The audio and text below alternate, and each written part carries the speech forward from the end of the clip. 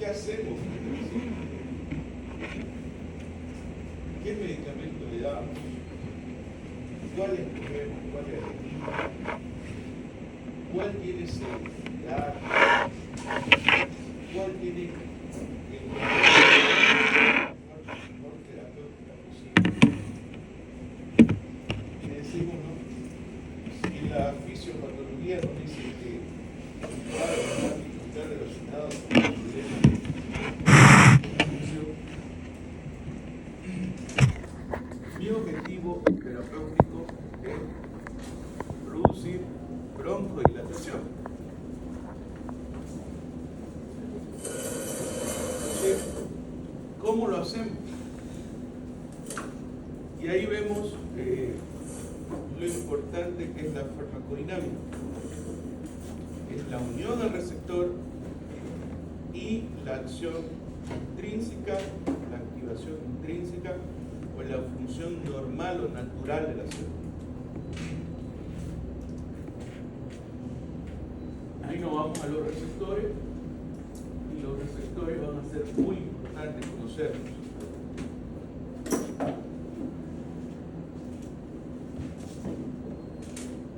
Dentro de la célula tenemos proteínas integrales en la célula y esta es otra célula. Tenemos receptores. Farmacología nos vamos a dirigir a la farmacodinamia a los receptores más importantes en la interacción farmacológica. Receptores en la membrana celular, receptores en el citoplasma y receptores en el núcleo. Entonces, cuando hablamos de receptores, hablamos de una molécula que va a unir este receptor, ya sea en la membrana celular, en el citoplasma o en el núcleo. Tienen unas moléculas, tenemos moléculas que son endógenas y exógenas. Las moléculas exógenas son los fármacos y las moléculas endógenas son la parte natural que tenemos nosotros, ¿no? A ver, si estábamos hablando de un caso, de un cuadro de asma, ¿no? Hay un receptor que se encarga de producir una función dentro de la célula. Primero vámonos con la anatomía. El músculo liso, el largo bronquial, al alveolo, llega el músculo liso, hasta por acá llega el músculo liso, ¿no? Hay fibras musculares lisas hasta el alveolo. Entonces, nosotros, cuando queremos producir una acción dentro de la célula, ya sea para vasoconstricción o vasodilatación, hay un estímulo un estímulo exócrino y endócrino. No endócrino, puede ser propio natural. ¿Okay? Ese receptor, en este caso, es un receptor beta 2. Este receptor beta tiene que unirse a una molécula para producir su efecto normal. Eso es la parte fisiológica. El receptor beta tiene una función específica dentro del aparato respiratorio, que es la broncodilatación. Son receptores, por ejemplo, ¿qué tipo de receptores son? Son moléculas de receptores adrenérgicos, ¿no? Los receptores adrenérgicos pueden ser alfa 1, alfa 2, beta 1 y beta 2. ¿Se acuerdan de fisio? ¿No? Este está en el sistema cardiovascular, este está en el sistema cardiovascular, este está en el corazón y este está en los pulmones. Entonces, cuando yo estimulo a beta 2, automáticamente tengo una acción en la célula. Va a producir una acción dentro de la célula. ¿Se acuerdan de bioquímica, no? Pasa a un segundo mensajero. Lo vamos a llamar segundo mensajero ahora, ¿ya? Después vamos a profundizar. Este segundo mensajero va a activar moléculas aquí adentro y va a producir una acción de, por ejemplo, de no liberación de calcio, por ejemplo, que va a producir una reacción de las fibras, miofibrillas de contracción, por ejemplo, la relajación muscular. Al relajar al músculo liso, directamente tenemos una acción de un bronquio, que es la broncodilatación. ¿Qué fármacos actúan de esa manera? Todos los que actúan en beta 2 selectivo. Por ejemplo, un fármaco común, creo que en Santa Cruz el asma normal, ¿no? Se llama salbutamol. El salbutamol es un agonista beta 2. ¿A qué se refiere con agonista? Se refiere cuando el efecto, ¿no?, en esta célula es positivo y es natural. Su efecto agonista, su efecto que se une a su receptor y tiene una actividad intrínseca, tiene una actividad natural, una respuesta a esa molécula. ¿Me entendieron? Entonces, el conocimiento de esto es muy básico en la farmacodinámica. Vamos a ver que todos los medicamentos tienen esta acción. Yo solamente les hablo de un cuadro que nos puede pasar en algún momento y nos preguntamos qué es lo que está pasando. ¿Qué medicamento es selectivo para este tipo de paciente? ¿Cómo actúa este medicamento? Si este medicamento, al actuar de esta manera, nos puede producir un efecto secundario o nos puede producir una alteración. Por ejemplo, beta 2 o beta 1 se encuentran en el corazón.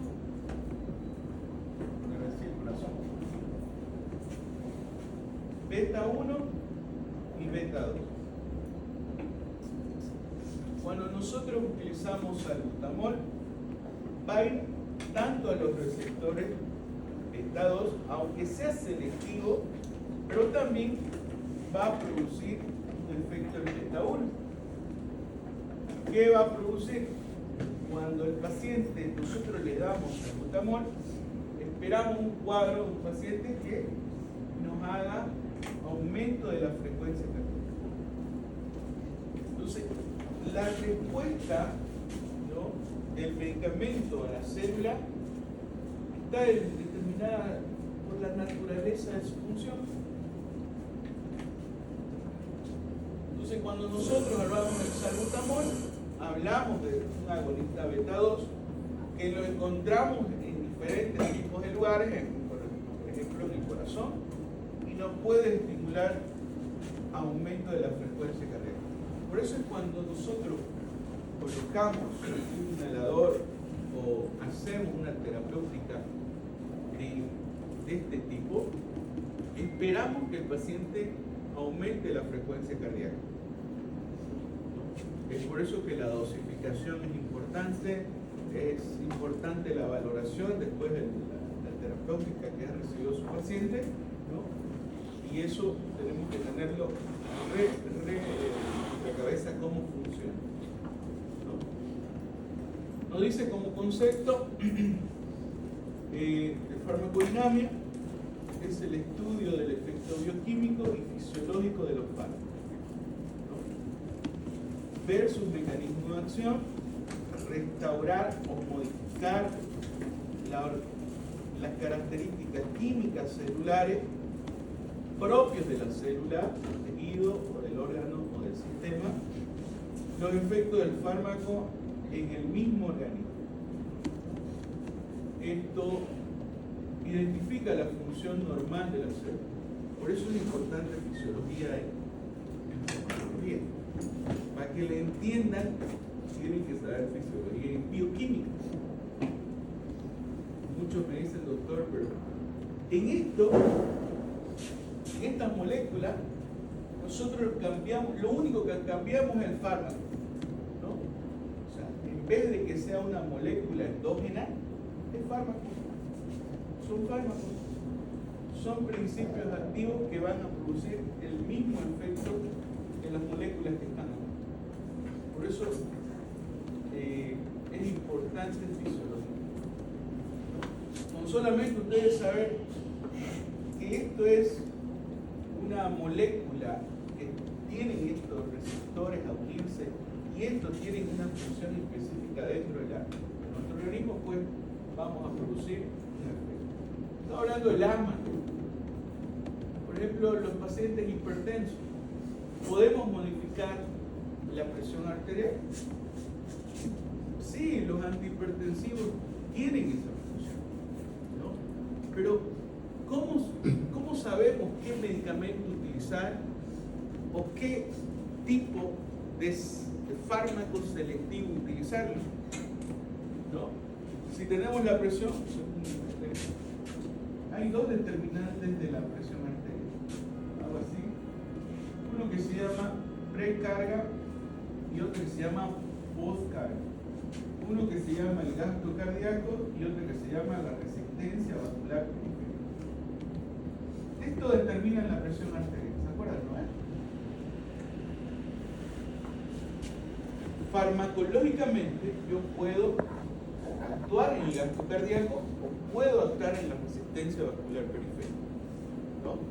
También buscando medicamentos específicos para alterar, aumentar la función de estas características, de estas funciones fisiológicas o disminuirlas.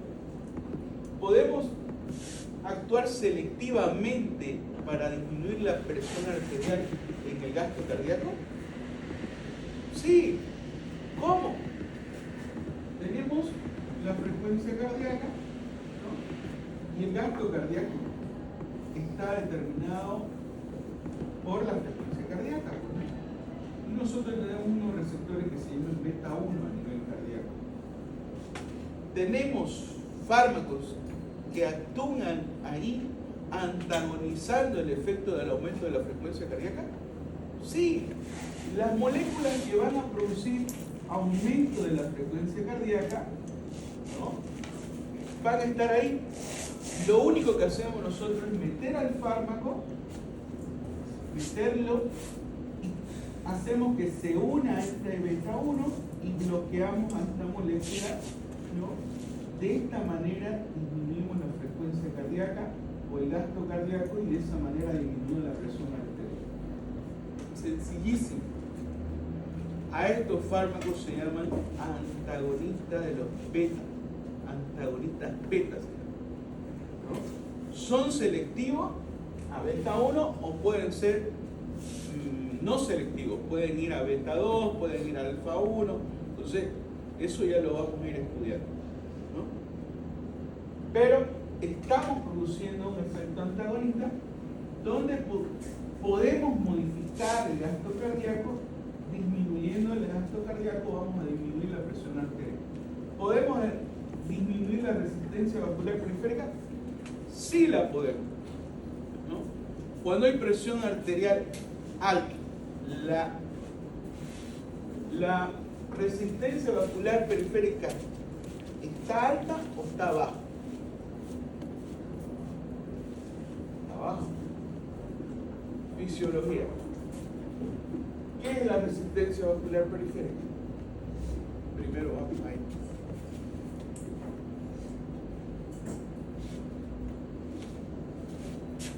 Del corazón sale una arteria que se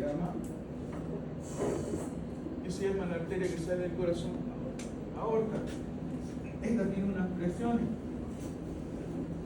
La presión de la aorta determina la resistencia vascular periférica. Si esta está estrecha, va a aumentar la resistencia vascular periférica. Si esta está dilatada, va a disminuir la resistencia vascular periférica. Entonces, cuando hay presión arterial alta, ¿está aumentada o disminuida? Disminuida. No es que esté, está aquí, se contrae. ¿Qué es lo que hacemos nosotros para aumentar el lumen de la arteria en la resistencia vascular periférica? ¿Quiénes modifican? ¿Quién modifica fisiológicamente este tipo de situación? La fisiología pura, chicos. No se la puedo creer. A ver. ¿Ah? O sea, no entiendo la pregunta. No entienden la pregunta, dice. A ver, una pregunta facilísima. ¿Quién altera la resistencia vascular periférica normalmente? La fisiología es normal. La bulimia. Ya, ¿quién determina la bulimia? Nada. Dos determinantes que dominan la presión arterial. No se vayan a olvidar nunca, fisiológicamente hablando. ¿Quién regula la presión arterial a corto plazo? Sistema nervioso autónomo. Dios mío.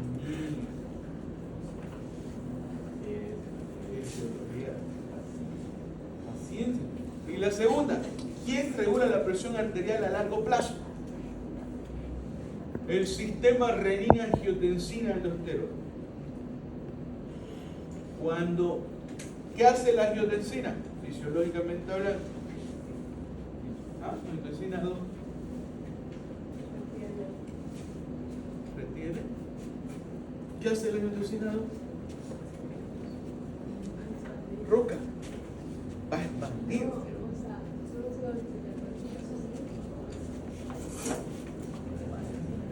Despierten. ¿Qué hace la angiotensina 2? ¿No se acuerda? Es el mejor vasoconstrictor que hay en nuestro cuerpo. Entonces, vascular. Va a actuar en la resistencia vascular periférica, produciendo vasoconstricción. Entonces, los fármacos que pueden modificar la resistencia vascular periférica actúan bloqueando la angiotensina 2, la bloquean para actuar en este lugar y así poder disminuir la presión arterial, aumentando el lumen, disminuyendo la resistencia vascular periférica. ¿Cuál medicamento, por ejemplo? El enalapril, captopril. Estos actúan bloqueando a la angiotensina, a la formación de angiotensina 2. O podemos bloquear el mismo receptor que está en los vasos sanguíneos, que se llaman receptores de angiotensina 2. A esto se le llaman losartán, telmisartán, condesertán, todos los sartanes de la izquierda. Pero así va la cosa, chicos. Tenemos un mecanismo de acción, tenemos una acción farmacológica, ¿no? Y está relacionado con fisiología. Por eso siempre es bueno un repasito de fisiología. Lo vamos a hacer. Yo les puse que ustedes tenían cientos. No tienen problema. A ver si no me equivoco. Doctor, ¿ese medicamento entonces es un medicamento solo de largo plazo? Largo plazo. ¿Cómo que Porque eso? si eso no altera la angiotensina, entonces me imagino que el efecto que se provoca se dará a largo plazo. en nuestro cuerpo tenemos ese tipo de regulación.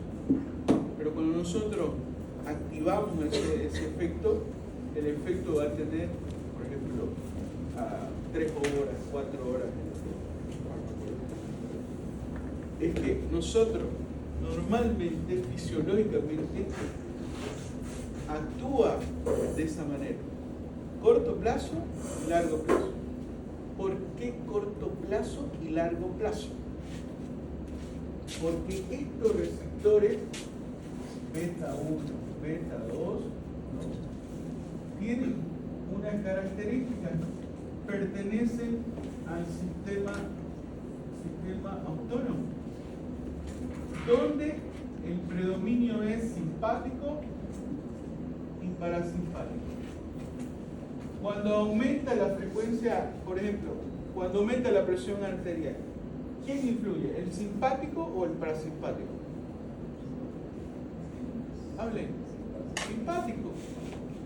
¿Qué va a producir?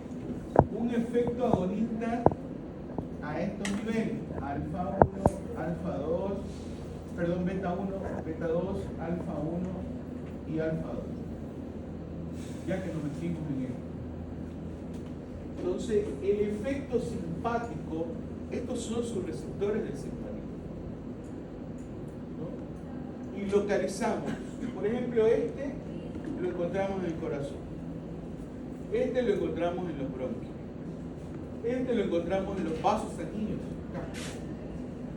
Los vasos sanguíneos, a nivel vascular, ¿qué efecto tiene el simpático?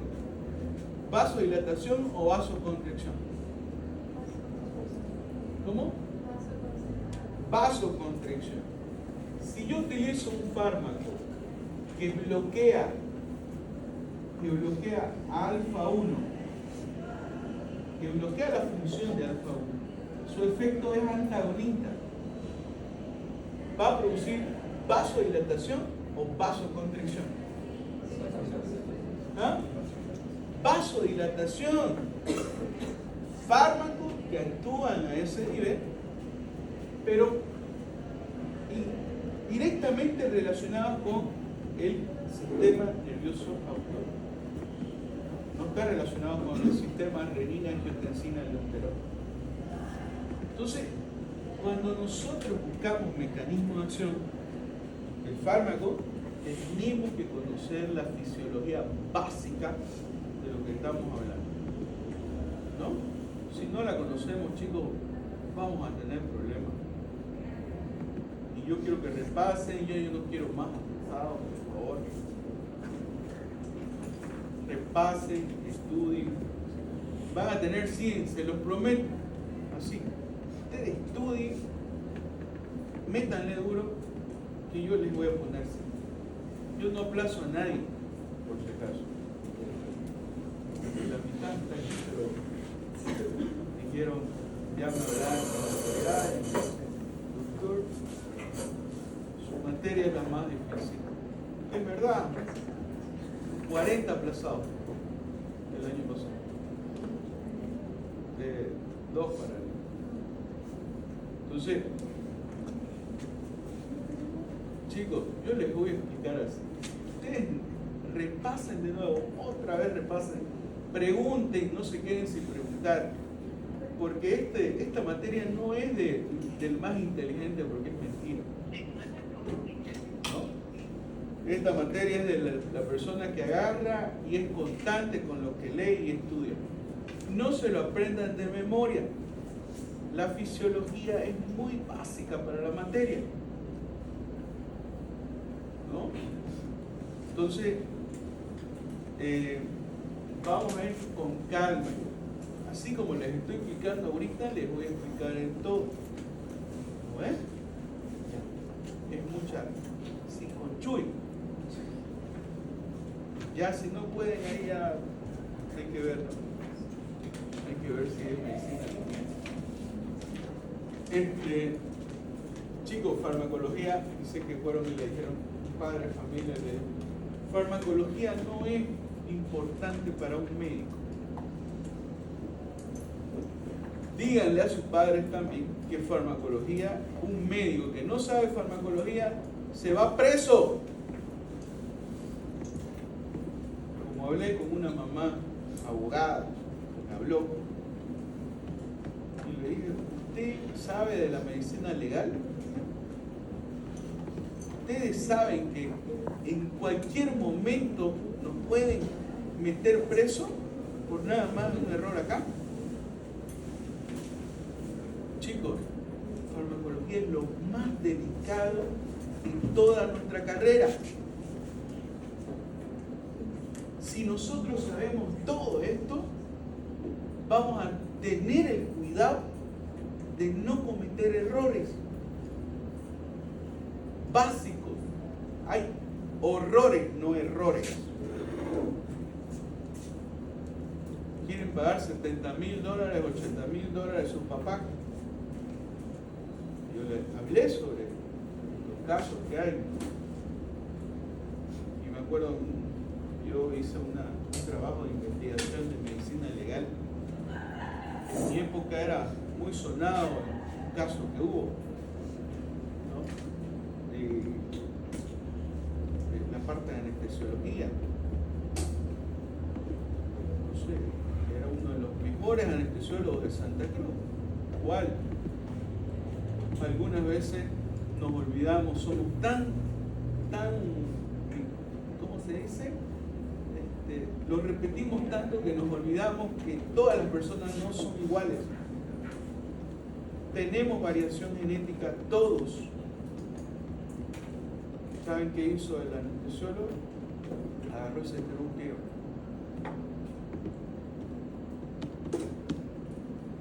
Es un caso sonado. Hay miles de casos, chicos. Yo estoy en una página donde salen todos los casos de Bolivia y los cuelgan, ¿sí? Los cuelgan, cuáles son, quiénes son y todo. Y es triste no ver eso, porque es un colega, una persona que estudió con vos en algún momento. Tuve una compañera que me la guardaron casi 3 años allá por no tener los $80,000.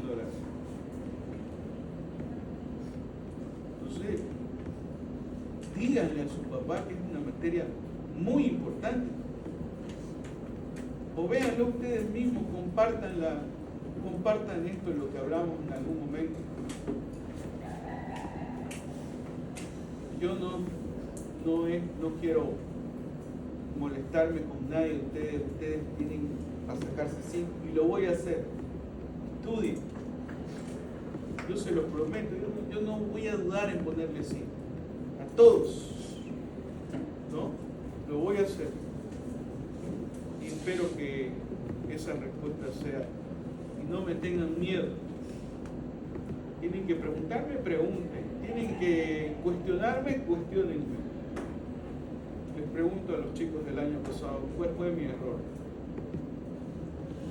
Y ellos me dicen, doctor, le voy a hacer una lista, ya la tengo la lista, entonces sé dónde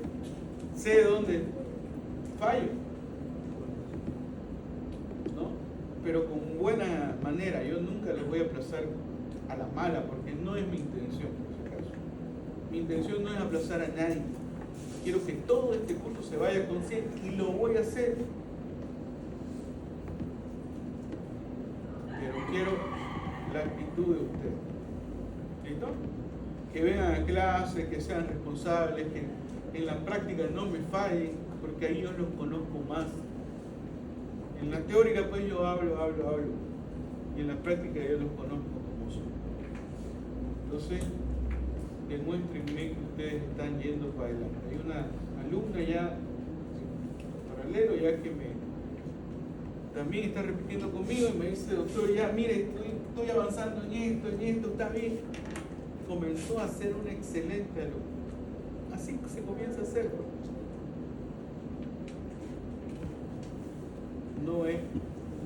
Nunca les voy a decir, no, eso no es conmigo.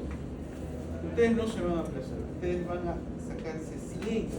¿Están escuchando? 100. Así va a ser. Tiene que ser así.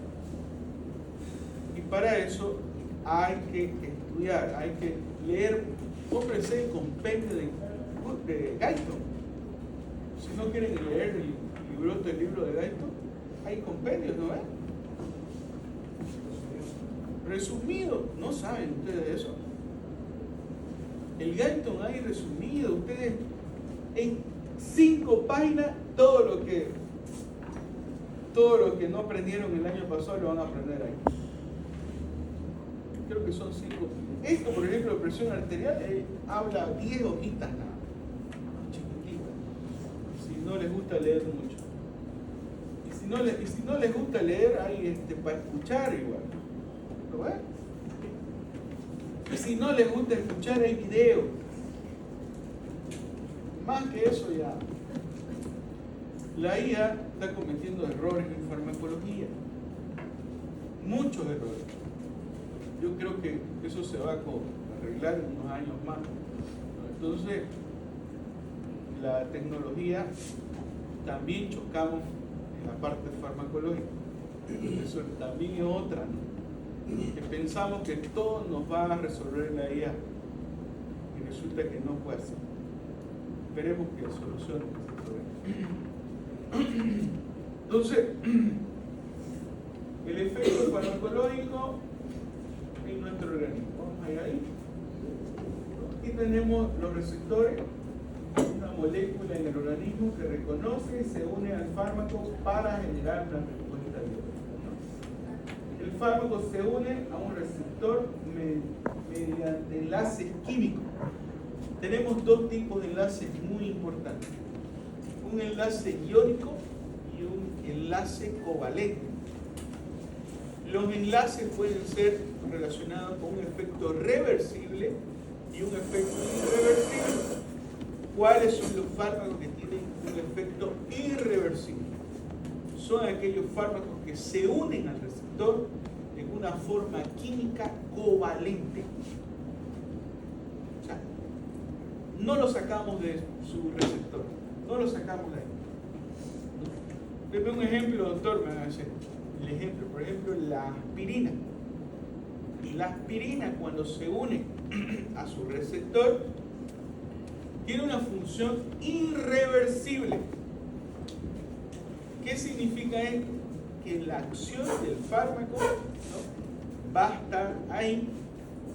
¿Por qué? Porque es una molécula que se unió irreversiblemente. Y me dirán, doctor, entonces, ¿cómo sale el fármaco en este caso de una forma irreversible? ¿Cómo se disocia de su receptor estos fármacos? Cuando la célula ha cumplido su función y tiene una vida media la célula. Por ejemplo, la aspirina se une con las plaquetas y la vida media de las plaquetas, ¿cuánto es? 5%. Muy bien. Cuando esta deja de su vida media de vivir, en otras palabras, es la única forma que tiene la molécula farmacológica de disociarse de su receptor. Y esto nos sirve en algún momento de conocerlo. La mayoría son iónicas. Son raras las que son covalentes o son irreversibles. O sea, no tienen esa característica de disociación. Por ejemplo, el omeprazol también tiene esa característica. Por eso es importante conocer el enlace químico de la célula con la molécula y su receptor. Bueno, van a desencadenar una respuesta celular. Por ejemplo, los agonistas adrenérgicos se van a unir a los receptores adrenérgicos y van a producir todo lo positivo que hacen estos receptores, ¿no? Receptor alfa 1, vasoconstricción. Receptor alfa 2, vasodilatación. Receptor beta 1, aumento de la frecuencia cardíaca. Inotropismo positivo, vasotropismo positivo, cronotropismo positivo. Todo lo positivo que hace el corazón. Beta 2 agonista y broncodilatador. Entonces, los receptores tienen una función dentro de la célula. Y si nosotros utilizamos fármacos que van a producir un efecto positivo, a estos efectos positivos se le llama efecto agonista. Vamos a hacerlo así, facilito. Agonista alfa 1, vasoconstricción. Agonista alfa 2, vasodilatación. Agonista beta 1, inotropismo, pagnotropismo, cronotropismo, todo positivo dentro del corazón. Beta 2, broncodilatación. Entonces, todas las moléculas farmacológicas que actúan en su efecto agonista van a tener estas características funcionales, fisiológicas en nuestro cuerpo. ¿Entendido? Ahora, yo les estoy hablando superficialmente. Hay más. Dentro de la célula existen segundos mensajeros, existen liberadores de calcio, existen, por ejemplo, las funciones específicas dentro de la célula. Entonces, eso tenemos que verlo también. ¿Hasta aquí está entendido?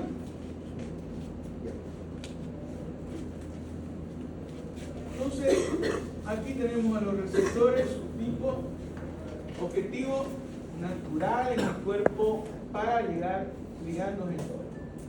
No hay ningún receptor o función que nosotros, que el fármaco, por ejemplo, no tengamos. ¿Sí? No hay hasta ahora fármacos que se unan a un receptor que no sepamos dónde está, qué es lo que hace. Hay investigación de los receptores. A esos receptores se llaman receptores huérfanos. Pero es un momento de farmacología que no lo vamos a tocar. El efecto agonista se une al receptor y tiene una función fisiológica. Simula los efectos regulados de los compuestos de la circulación. Antagonista bloquea o reduce la acción de un agonista. ¿Qué es un antagonista? Si yo utilizo, si el agonista es endógeno propio del cuerpo, ¿no? Propio del cuerpo, va a este receptor. ¿Qué es un antagonista? Va y se une al receptor y no deja entrar al agonista. ¿Entienden?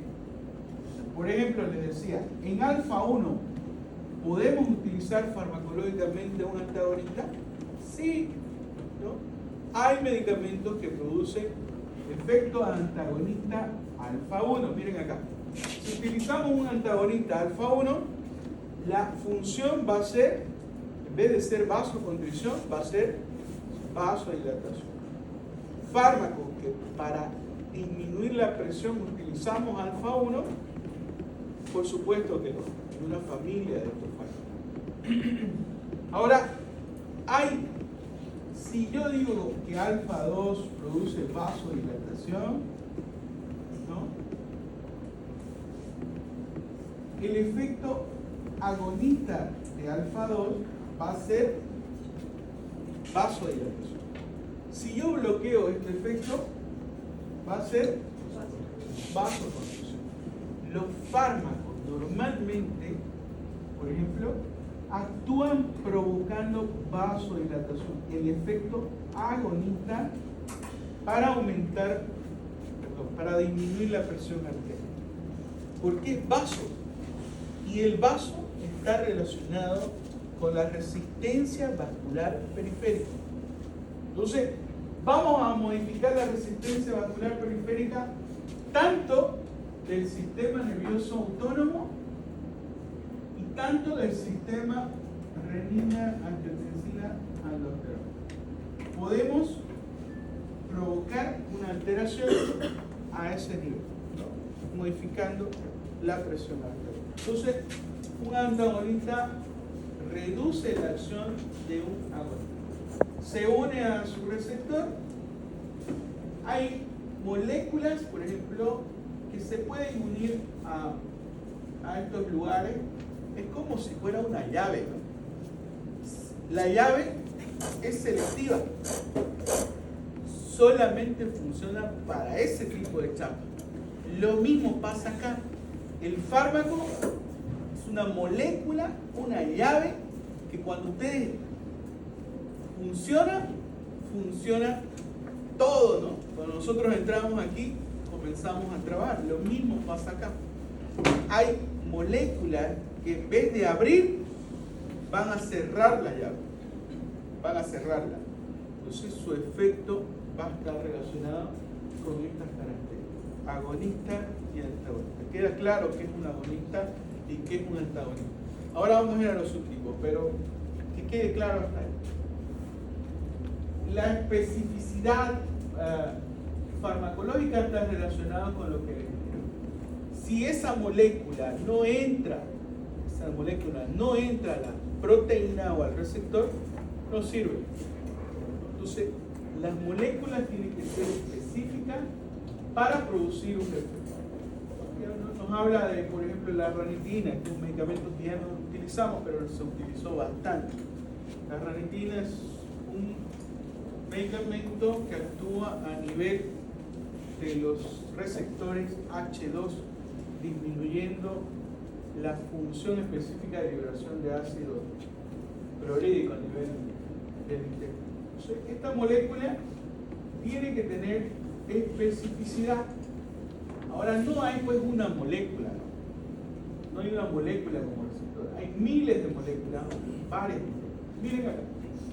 Uno, el fármaco tiene que tener afinidad, ya sea para su efecto agonista o ya sea para su efecto antagonista. Otra, la eficacia y la potencia. La potencia del fármaco no es lo mismo que eficacia, ¿no? ¿El fármaco es potente o no es potente? ¿Y cuándo sabemos que es potente y cuándo sabemos que no es potente? Está relacionado con los miligramos que le damos, ¿no? Esta es nuestra ventana terapéutica.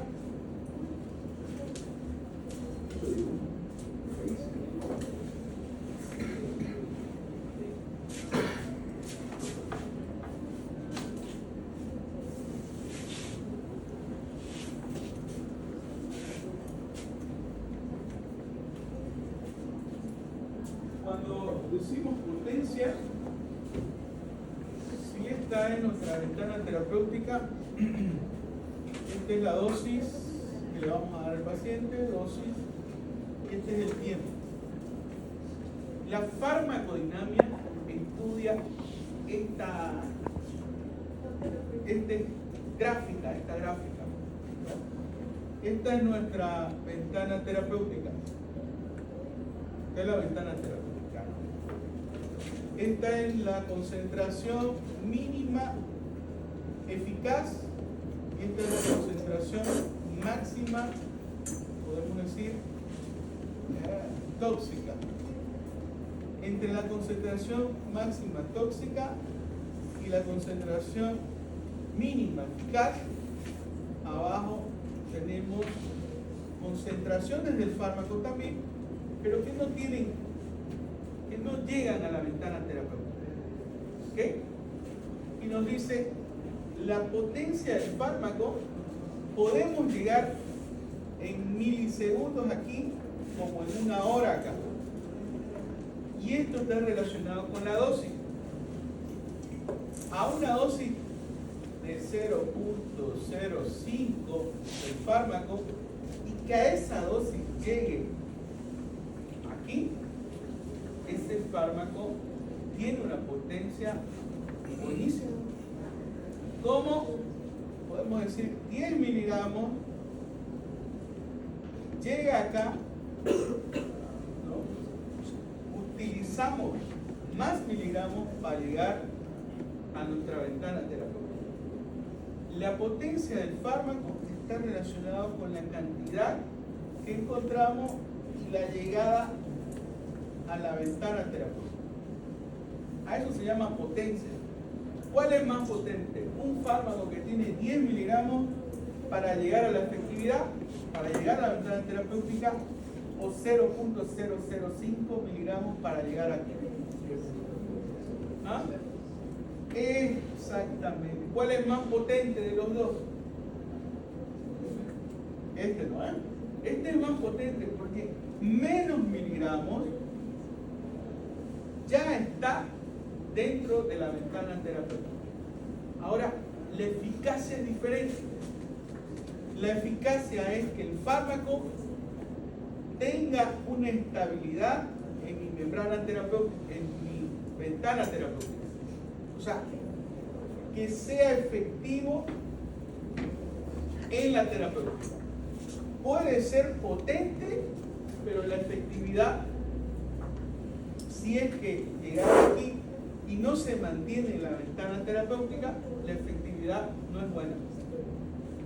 Pero si llega, ¿no?, ya sea con 10 miligramos a nuestra ventana y se mantiene, nuestra efectividad es positiva. El fármaco puede ser potente pero ineficaz, o puede ser potente o eficaz, o puede no tener la potencia pero puede ser eficaz. A eso se refiere con eficacia y potencia. Ahora, ¿por qué los receptores? Nos dice la ocupación del fármaco en los receptores. Si tenemos más receptores y las moléculas se unen a esos receptores, todas, y es ocupado por todas las células, ¿no?, vamos a tener una respuesta celular.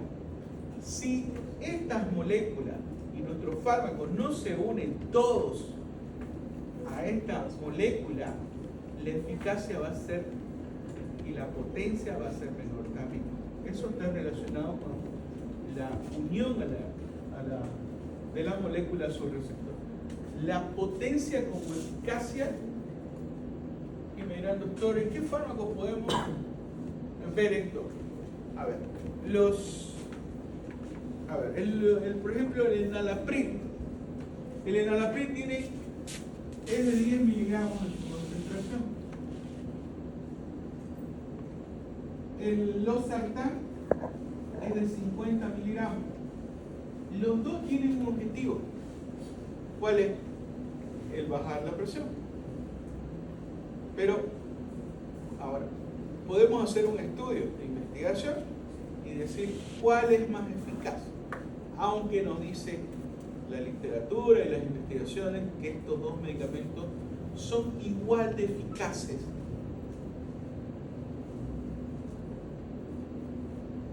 Pero hay una diferencia, ¿no? A ver, hable. Sí, porque uno tiene un efecto secundario, por eso ya no se utiliza, que es la función y en el no usa dos. Ya, es un efecto secundario que está relacionado con su mecanismo de acción. Lo vamos a ver en algún momento. Pero se puede dar en el enalapril todavía, por si acaso. Se puede dar. No todos hacen tos. No todos, aunque el mecanismo de acción nos dice que va para ese lugar. Pero no todos tenemos las mismas características de producir ese efecto. He tenido pacientes que comenzaban en enalapril y a las 2 semanas están volviendo por tos. Y ahí se cambia a un medicamento que tiene un mecanismo de acción diferente, con características diferentes. Pero ya, ese es un tema bastante igual, muy interesante relacionado con su mecanismo de acción. Pero estamos hablando de su eficacia y su potencia. La eficacia va a ser la misma, pero la potencia no, porque aquí estamos con 10 miligramos, aquí estamos con 10 miligramos y aquí estamos con 50 miligramos. Y la dosificación va a ser la misma. Puede ser una cada 24 horas o máxima 2 cada 24, y la dosis igual va a subir. Entonces, la potencia y la eficacia es muy importante reconocer. Más potente en toxicología, en la parte toxicológica, cuando te dicen, te llaman y te dicen, mire, ha sucedido un accidente, y nos dice, estoy tranquilo porque en el frasco dice que la concentración es 0.001. Y yo le digo, su paciente, si no lo trae ahorita va a morir.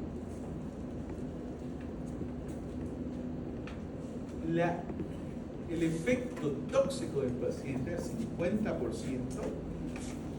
está determinada por esto, por la potencia y la eficacia. Entonces, si te dice 20 miligramos o 100 miligramos, pucha, yo pues estoy feliz, digamos. Pero esto está relacionado por esta generación. Bueno, hable. Una pregunta, entonces, porque usted nos mencionó la anterior clase que existen fármacos de la proteína plasmática, entonces si yo doy un fármaco que tiene una alta potencia, pero su eficacia es solo el 10%, el principio activo se libera, todo el resto del país se cambia la potencia, su eficacia alta. Cuando hablamos de farmacocinética, hablamos de absorción, distribución, metabolismo y eliminación. Está relacionada no por esta gráfica, está relacionada a lo volcado. O sea, está relacionado farmacodinámicamente, vamos a estudiar el fármaco a lo volcado. Dosis acá y tiempo acá, en la farmacocinética. En la farmacodinámica la estudiamos de esta manera: dosis y tiempo, ¿no? La absorción del fármaco, es un buen dato, ¿no? Está determinada por muchas cosas, ¿no? La química, todo lo que vimos. Y la parte de la unión también. Ahora, nos dice que no podemos estar arriba de la concentración máxima tóxica.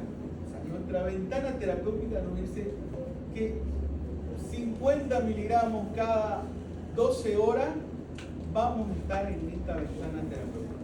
Pero eso lo determina, no estamos hablando de toxicidad, no estamos hablando de efectos farmacológicos relacionados a la farmacocinética. La absorción, la distribución, el metabolismo y la eliminación nos mantiene acá. Por supuesto que sí, ¿no? Ahora, esto está relacionado con la función, con el mecanismo de acción. O sea, el mecanismo de acción va a ser positiva o va a ser negativa. A eso se refiere la farmacodinámica. Es un buen dato porque nos confundimos, por eso le digo que cuando haga un ejercicio práctico, coloquemos todo en su lugar, ¿no? La farmacocinética no tiene nada que ver con el mecanismo de acción, aunque, ¿no? La biofase, ¿qué es la biofase? La llegada del fármaco al receptor. Hasta aquí, hasta ahí es fármaco cinética. De aquí se une al receptor para allá es farmacodinámica. O sea, tenemos que estudiar cómo actúa en la célula esa molécula, si su efecto fue positivo o su efecto fue negativo. ¿En qué aspecto? En producir una acción natural de la célula, ¿no? O su efecto fue antagonista a este efecto natural. Hay algo interesante ahí. Puede haber un efecto natural que esta célula, que este receptor produzca una función natural de la célula. Por ejemplo, los neurotransmisores. Los neurotransmisores pueden ser excitatorios o inhibitorios. Los inhibitorios, por ejemplo, si yo les digo, la benzodiazepina tiene un efecto agonista de los receptores GABAérgicos, ¿no?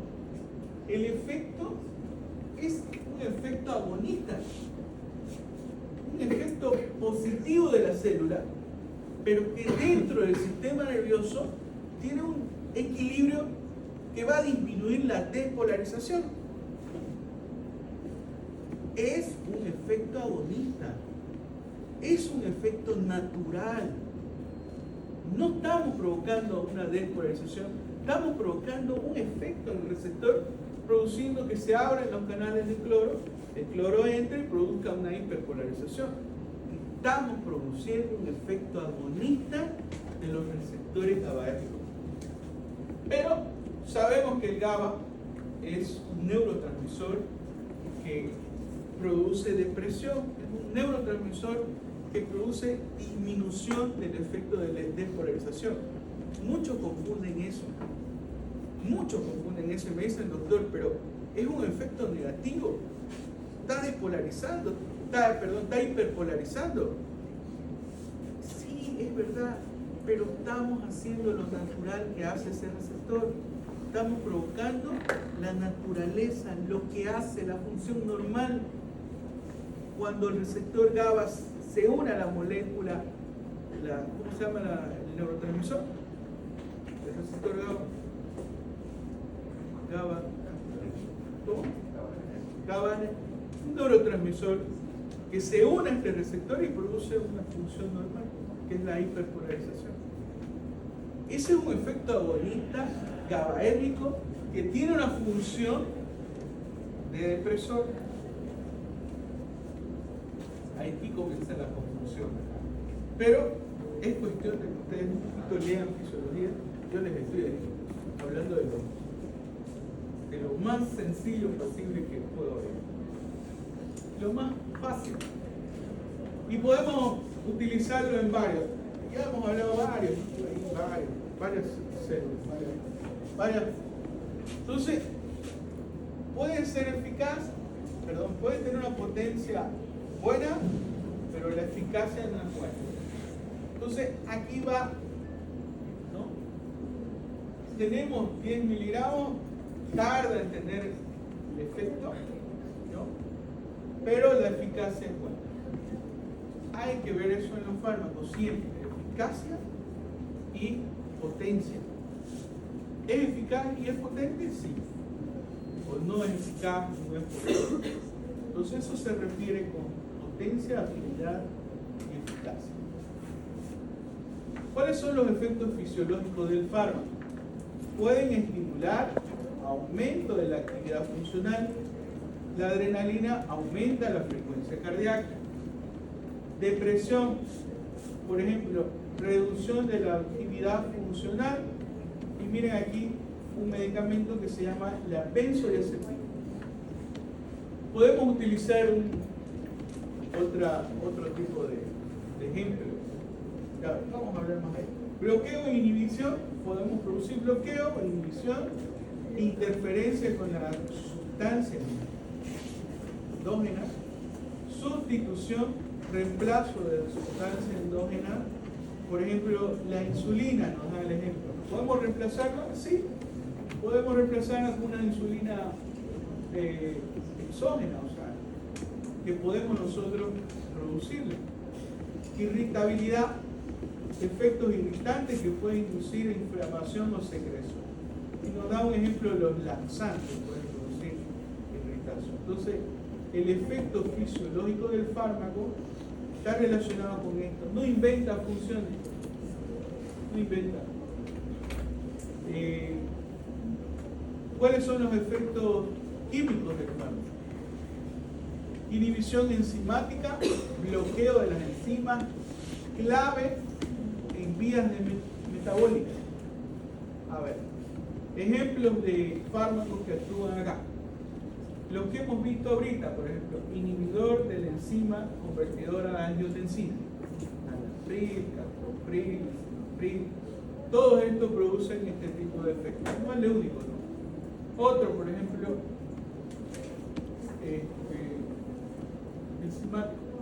la astorvastatina también, ¿no? Bueno, hay varios ejemplos que lo vamos a ir viendo más adelante.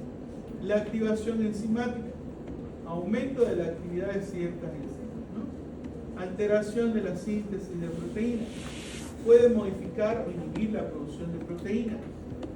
Modulación del segundo mensajero, regulación de las moléculas intracelulares, como el AMP cíclico, ¿no? Y Este es el guanosine monofosfato cíclico, ¿no? Y la unión de su receptor con la producción de agonista y efectos antagonistas. ¿Cuáles son sus efectos secundarios? Aquí lo que decía el compañero del enalapril. ¿Por qué es que produce tos?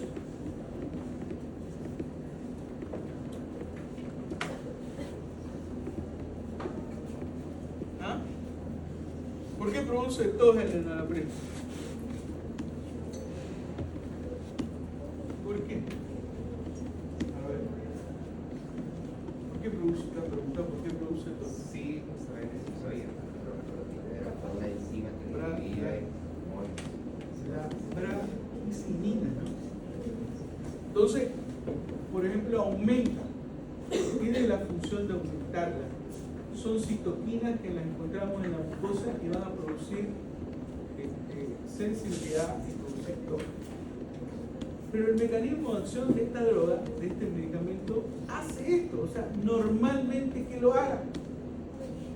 Ahora que de los 100 pacientes que ustedes le den, pues 40 pacientes vinieron con tos, ya eso es una característica de la persona, que no todos los medicamentos reaccionan igual, ¿no? Para cada persona. Entonces, por ejemplo, pueden producir fatiga, somnolencia, estreñimiento, disminución de líbido, irritación gástrica, náusea, insomnio, nerviosismo, reacciones alérgicas. Son las más frecuentes, ¿no?, de los efectos secundarios que podemos ver en nuestros pacientes. Y cada fármaco les va a decir, por ejemplo, fatiga, ¿qué medicamento puede producir taquicardia? Decía al paciente que se le da salbutamol, por ejemplo. ¿Puede producir una fatiga? Sí, ese es su efecto, va a producir, ese es su efecto primario, aumento de la frecuencia cardíaca, en algún momento se va. ¿Otro fármaco puede producir somnolencia? ¿Qué fármacos pueden producir somnolencia? Por ejemplo, para pacientes que ustedes le dan para la alergia, por ejemplo, los antihistamínicos de primera generación. Los de segunda no producen, pero sí los de primera. Estreñimiento, ¿qué medicamentos pueden producir estreñimiento? Los opioides, por ejemplo. La codeína puede producir, el tramadol puede producir, la morfina puede producir. Disminución de líbido, te va a decir, al otro día a la semana vienen, doctor, ¿sabe qué? No puedo tener relaciones con mi mujer. Los beta bloqueantes producen esto. Comenzaron propanolol y a la semana están viniendo a pedir auxilio. Peor si es joven. Si es adulto ya. Por eso hay que mirar de todos los lugares. Irritación gástrica en los AINES, náusea, algunos, por ejemplo, el metronidazol produce náusea, insomnio, no pueden dormir de noche, por ejemplo, algunos antidepresivos no dejan dormir de noche, pero lo son por el mal uso. Nunca le dijeron que tiene que tomar de día, digamos. Nunca le dijeron eso, entonces toman en la noche y pues el efecto va a ser aumento de las catecolaminas, pues no van a dormir. Porque nunca el médico le dijo, no, usted tiene que tomar este medicamento en la mañana. Cometemos errores, chicos, cometemos. No digo que yo soy perfecto porque yo lo cometí en algún momento. Y el que ejerce la medicina lo comete, pues, ¿no? Pero hay que siempre disminuir esos errores. Tratar de volver a leer de nuevo si te equivocaste o no te equivocaste. Yo sigo leyendo retrovirales, aunque ya lo he leído 1000 veces. Igual lo sigo leyendo, ¿no? Lo sigo leyendo. Me dicen, doctor, pero a mí me encanta leer, así que yo sigo leyéndolo, ¿no? Yo sigo leyendo algunas consecuencias que uno lo ve cuando está el paciente ahí, pues, ¿no? Y tenemos muchos problemas en esto, ¿no? En el uso de estos medicamentos. Pero bueno, eso ya es un tema reacciones alérgicas, nerviosismo, diferente. El mecanismo de acción es el proceso mediante el cual un fármaco ejerce su efecto en el organismo, interactuando con una molécula blanco específica, receptores, enzimas, canales iónicos, proteínas transportadoras. Esta interactúa desencadenando una serie de cambios químicos y fisiológicos. Me encanta este concepto. Sencillo, tranquilo y muy correcto. Estas diapositivas son nuevas, las he buscado por todos lados y las encontré. No son mis diapositivas, pero igual se me empezaron. Factores que modifican la acción del fármaco.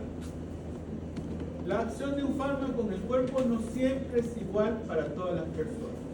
Hay una variabilidad de la respuesta terapéutica, sí, características individuales, tratamientos combinados, cumplimiento del tratamiento. Chicos, estos son factores re importantes conocerlos para nosotros en nuestra vida profesional. El paciente tomó la medicación, pero ¿sabes qué? No tomé porque el otro día me dolía la panza. El paciente que le diste el otro día, reaccionó diferente, no le dolía la panza. Hay muchas respuestas y la variabilidad de respuestas está en cada paciente. Características individuales, tratamiento combinado. Por ejemplo, tenemos que ver la interacción farmacológica. La interacción farmacológica nos tiene que ayudar a la terapéutica médica. Por ahí me hablaban de polifarmacia.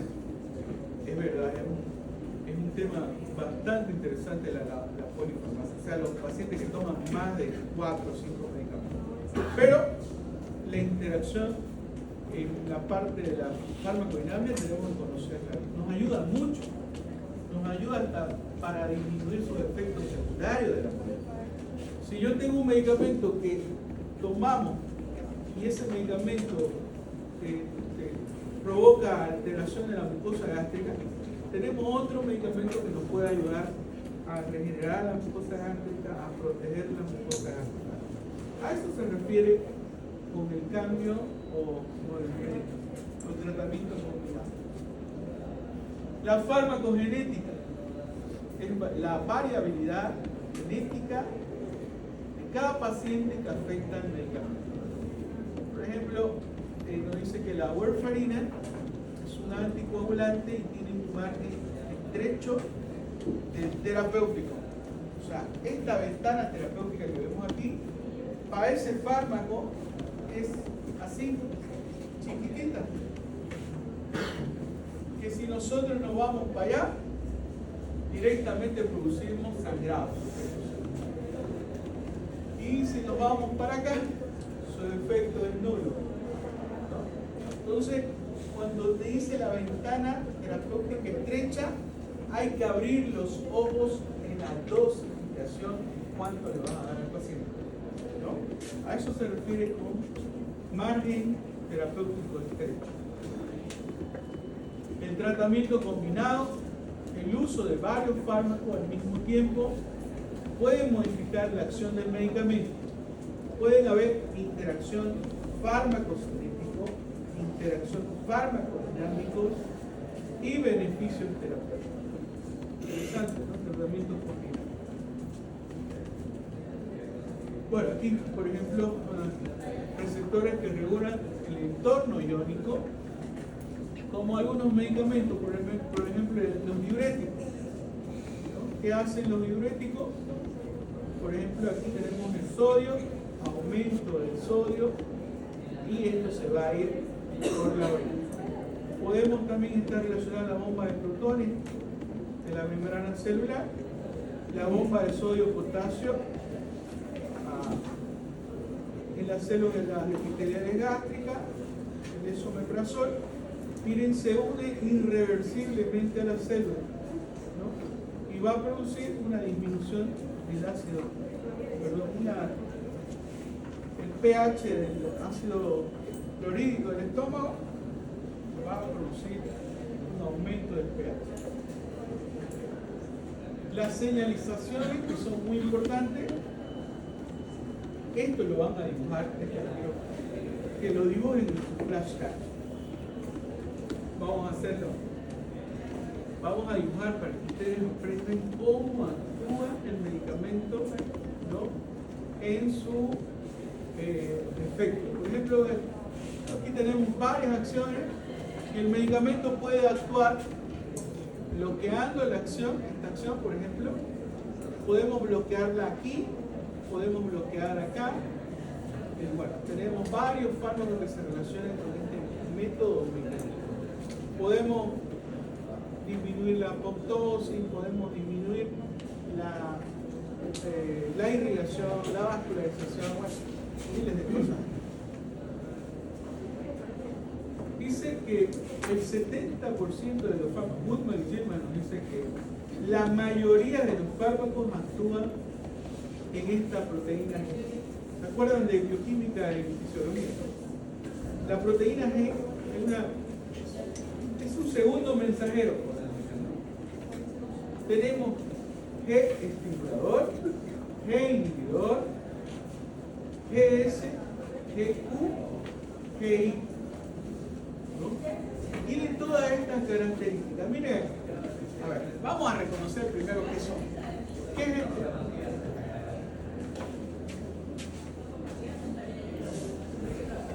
¿Ah? ¿Sí? ¿Qué es hora que no? ¿Dónde está la que me tenía que decir la hora? Un pelín aquí yo. Ya le he dicho que yo por mí fuera yo les daba 24 horas. Nos vamos con esto. ¿Qué es esto? Ya. Más sencillo, a ver, ¿quién me puede decir? Proteína integral. Las proteínas integrales son bombas canales ligando enzimas. Este es un receptor. Inicia ahora. Este es un receptor. ¿Qué es esto adentro?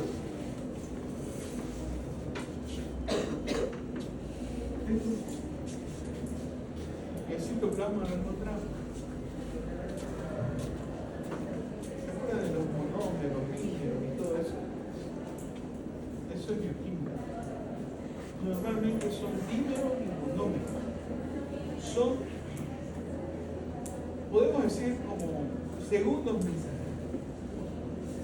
Estas se alteran cuando una molécula viene a estimular. Por ejemplo, si es ES, ¿no?, hay un cambio, necesita energía acá.